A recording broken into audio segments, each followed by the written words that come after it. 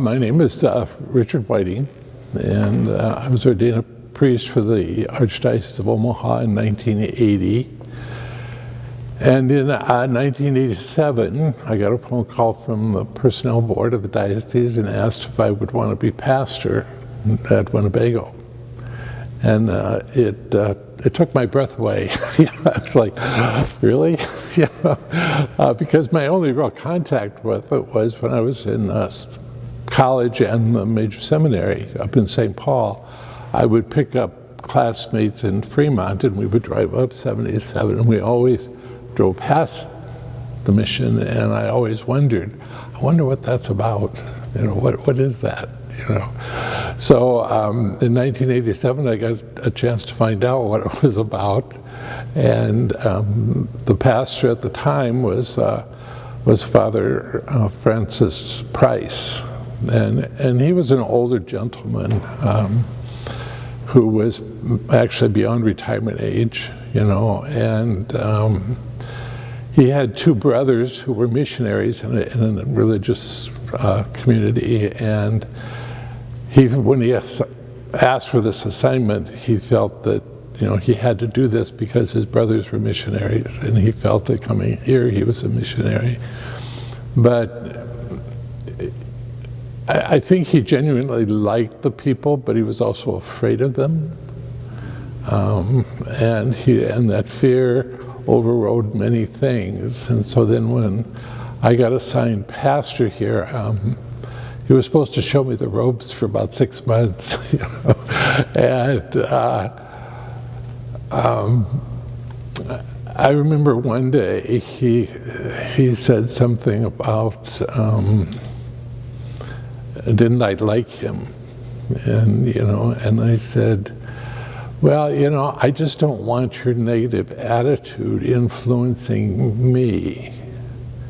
I said, I want to learn about these people myself, because you're afraid of them, and at this point I don't have any fear, so I would just as soon live with that in that way. And so after 6 months, he retired and moved on, and became the pastor. And I suppose, we got into that first year of school, and excuse me, there were a number of things about the school building that wasn't really conducive for the children's learning. They had these huge, it was heated by these big warehouse heaters hanging from the ceiling. And when those things came on, you couldn't hear anything in there.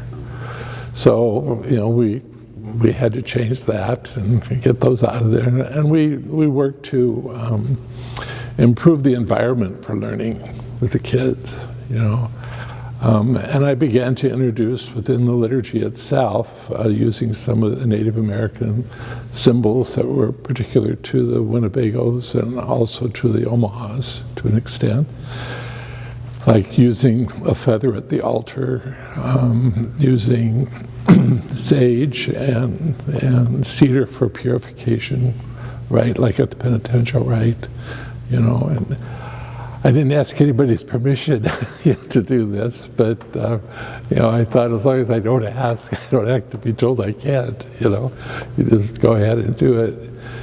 And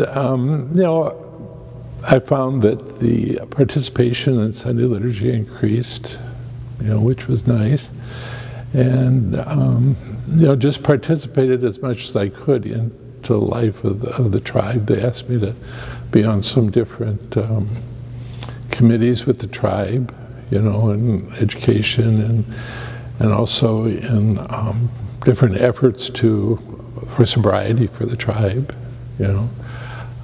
So, I became familiar and comfortable. They became comfortable with me, and I became comfortable with them. And I don't know, there were just so many things, and for me, there was just the one priest, that we didn't have two priests working here at the time.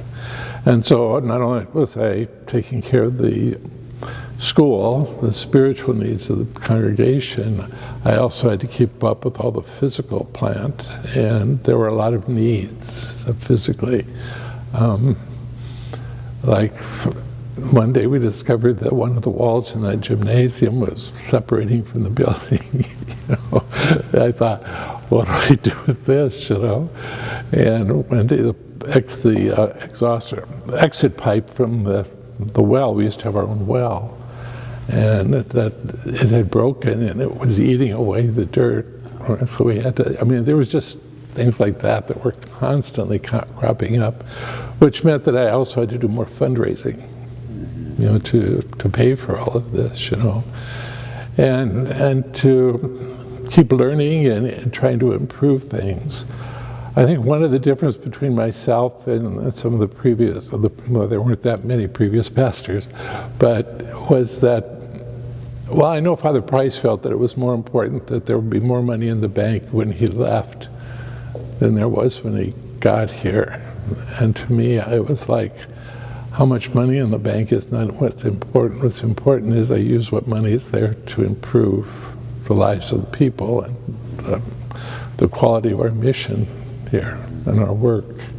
So so that's what we did, and we got involved with the Kateri Conference, met some spiritual leaders through there, and invited them to come visit us here, and we had a couple of workshops over those years where they came in and worked with the kids in the summer, and also had little workshops for any parent that wanted to come, or the adults,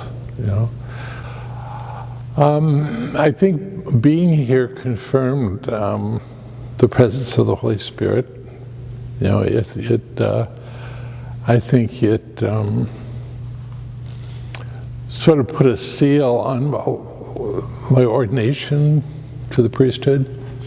Just being involved in Native American spirituality.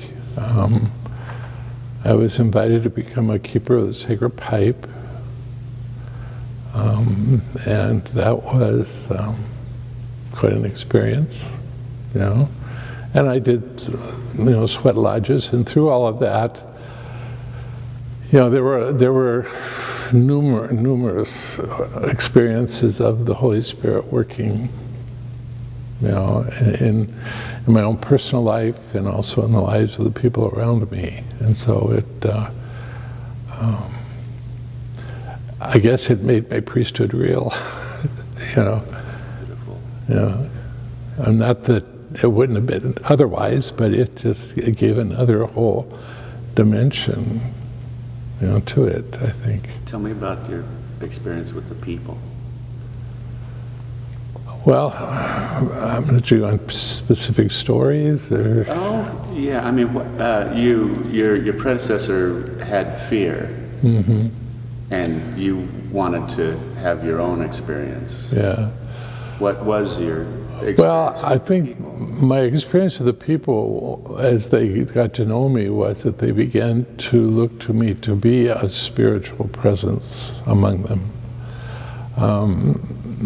An example would be, I'm not sure how long I had been here at the time, but I would always go down on a Saturday night and say a mass at the Carl T. Curtis Center in Macy, which was the nursing home and kind of a hospital, or a clinic, I suppose. And I'd have mass there, and mostly it was just the elder residents, And there were people there that who, I remember one lady that the first time I took her communion after I got here, she just cried. It had been so long since she had had communion.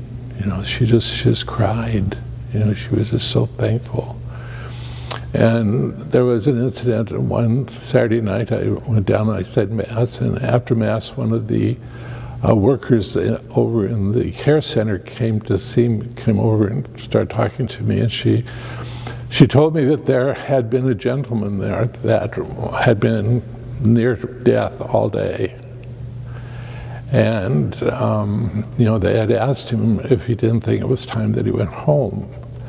And he said, well, I can't leave until the holy man gets here. And she said, within 5 minutes after you walked through the door, he died. And I never knew this guy. I mean, I never talked to him. But I guess that's just how they felt about my presence, you know. So I'm not sure if this is answering your question, you know. You know, and I would be invited at times. Usually when somebody died, at least with the Omaha tribe, you know, they would wake them at home, and they would always want somebody to come and cedar off the body, and I would be invited to do that, you know, at different times. So that, you know, and there was an incident after I became a keeper of the sacred pipe. You know, I sort of kept it as a Catholic thing up here, you know, at the mission, you know. And before I accepted that pipe, I went around and talked to different members of the tribe to see whether they thought that would be intrusive, because I had never seen a pipe used here, and I didn't want to bring something in that was not a part of their tradition. You know, something that they would see perhaps as my attempt to take over or something, you know. And anyway, so there was one, we were having a prayer. It was during the first Gulf War, and we were praying for all the local people who were fighting in the military. And I decided to take my sacred pipe to this prayer meeting, and the different spiritual leaders in the community, we were all in a circle and went around and shared a prayer. And so then when it came my turn, I just went ahead and did the pipe ritual, you know. And afterwards, three gentlemen who were not a part of our parish, you know, came up and thanked me for bringing that into this prayer, that this was their old tradition, and it gave them a lot of peace to see that presence. So I think that's how I did things with the people. You know, that's how they sort of responded to me, you know. And I don't remember where this came from, a crow or a Blackfeet. I heard him speak, and he said that they knew about the Creator, the Father, and they knew about the Spirit. What they did not have before was the Son, and that the priests that came, you know, the first missionaries came and brought them the Son. You know, and that I suppose is the intersection that you're searching for. You know, is that revelation, you know, and from the reading I had always done, you know, I gained a sense that the native people across the whole continent, you know, as their lives intersected with each other through trading and I suppose wars and everything else, they were willing, if they saw something of value spiritually, that they were more than willing to bring that back into their tribe. They weren't afraid of being open to something new to help them. You know, sort of like the white buffalo calf woman bringing the pipe for the first time to the Lakota people.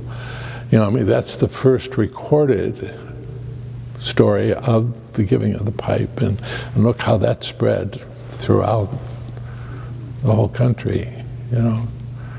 So they weren't afraid of that, and so there wasn't any reason for them to fear the spiritual goodness that the Christians were bringing, the first missionaries were bringing. You know, I mean, it's sad that we also brought some negative things with us, you know. But they were more than willing to take the positive, which was the revelation of the Son. So how many years were you here? Just 5. What felt like 25. Yeah, it was a full, rich experience. Yeah. Obviously, has touched you in a deep way. Sure. What's your hope for the community here? Well, I'm hoping, and I think I see it happening, is that the physical, material welfare of the people improves, which I think is happening, and also that their spiritual lives would improve, and that's a difficult thing. When I was in this seminary, there was a priest that had given a talk, and he said, the poorest of the poor among us is a microcosm of what's happening in the rest of society. And so any loss of spirituality within the native people is also a loss of spirituality and the rest of our society, and that's something that we readily see. So what we might look at here as being not very healthy, it's not very healthy in the rest of our society either. So my hope is that will change, and certainly the presence of the mission, and I had shared this with Viola not too long ago, or I shared it with somebody, that I don't know, probably about 10 years ago, there was something going on in the tribe. Maybe it was Viola's mother, Grandma Ray, when she was celebrating her 100th birthday, they had a powwow. And there were 5 priests here. That for myself and the guys that had followed me here, all showed up. That just speaks to, I guess, what St. Paul would say is that, hope is not something empty. Hope is something that is active and alive, sort of like yeast.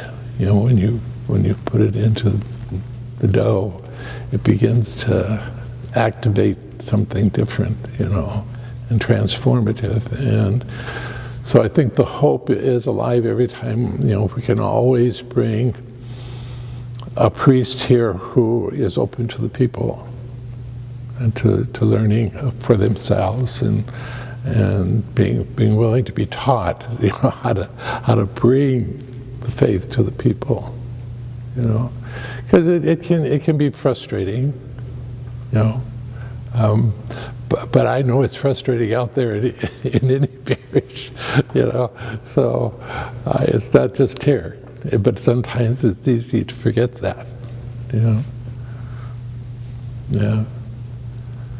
Probably one of the biggest compliments I got while I was here was one night about 2 o'clock in the morning. One of the teenage girls came to my door, and she and a friend had been out running around in her mother's car, and they'd gone into the ditch, and they wanted me to come help them get out, and to be accepted by a teenager, is a big deal. And I thought, well, this is nice that they would trust me with this, and of course I never said anything to her mother about it, so so that was kind of neat. That's a great story. Yeah. Invite them. Well, I would ask them to first reflect on how they got here, how they got to their point in life. What is their ancestry, and what's the history of their ancestry. There was something on PBS recently about the Irish, and what the Irish went through in coming to the United States, that wasn't pretty, and to realize that when to be open to the experience that, I suppose it's like, I used to hear people say, well, whenever you drive through Winnebago, there's always some drunks hanging around outside the post office there, And I would say, how do you know they're drunk? Did you stop and smell their breath, or what's the deal here, you know? Well, no, but you just know. And I said, well, you know, you can drive through any small town in America, and there will be some old men sitting out on a bench talking to each other.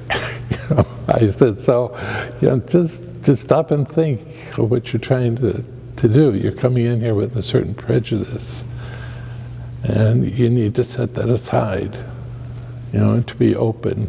Don't think that you're bringing something to them, but be open to what they can bring and enrich in your life. I guess when I first got here, one of the things that I had a hard time understanding was that whenever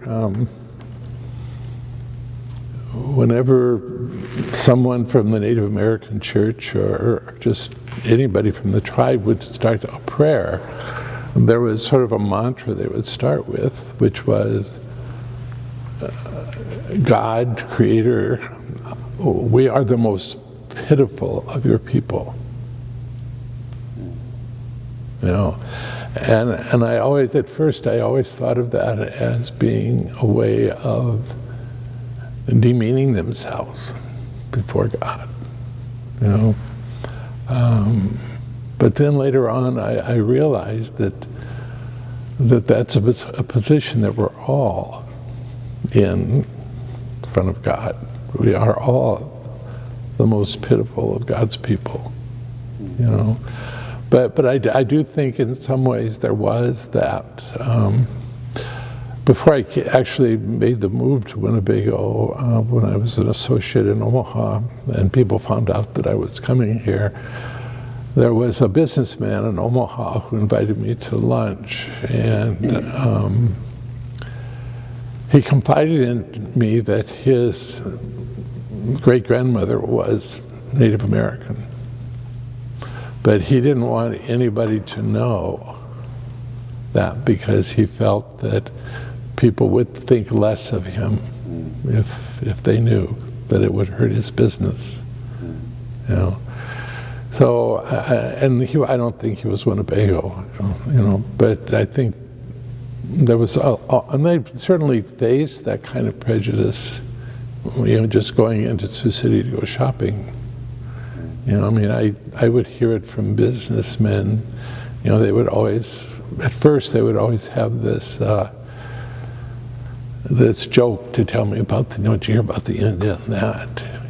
And I would say, you know, I don't want to hear the rest of this. I said, and if you want me to do business with you, don't ever bring anything up like that again. You know, 'cause I just wouldn't tolerate it. Well, they were a gift to me, so as Jesus says in the gospel, which you have been freely given, give freely. So, yeah. Where are you now? I'm retired. Okay. I live in an apartment in Omaha. Okay. You know, just giving the old body and brain a rest. Yeah. Yeah. That's good. Yeah. Well earned, it sounds like. Well, I put in my time. Yeah.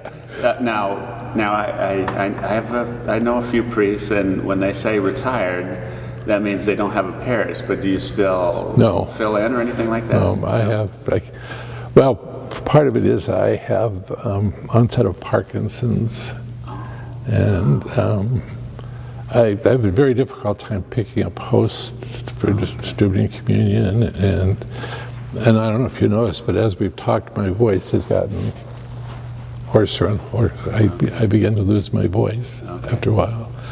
And I stumbled up the steps. See, I was tripping over the steps. It's hard to sometimes just lift my feet. So, yeah, I wasn't sure I was going to make it this morning because all night I was having cramps in my feet. Oh, wow. But I thought this morning at 6:30, I thought, get yourself out of this bed and get up there. Oh, well, I'm very grateful. Yeah. Yeah, well, it's very going to be very meaningful in the final creation.